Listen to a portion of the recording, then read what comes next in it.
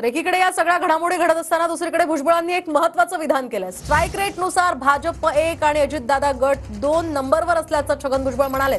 Strike रेटनुसार Shinde गट 3 नंबरवर असल्याचं सुद्धा छगन भुजबळांनी म्हटलंय। तर शिंदे एवढेच आम्हाला सुद्धा मंत्रिपद द्या अशी सुद्धा मागणी भुजबळांनी यावेळी केली आहे। अजितदादांच्या बरोबर आमच्या आमदारांची जी बैठक झाली त्याच्यामध्ये ज्या वेळेला हिशोब केला गेला त्यावेळेला ठीक आहे, शिंदे गटाने जास्त जागा मिळायला लढवायला त्यांचे जास्त निवडून आले। आमच्या गटाला त्यामानाने फार कमी जागा मिळाल्या त्यामुळे आमचे निवडून आले।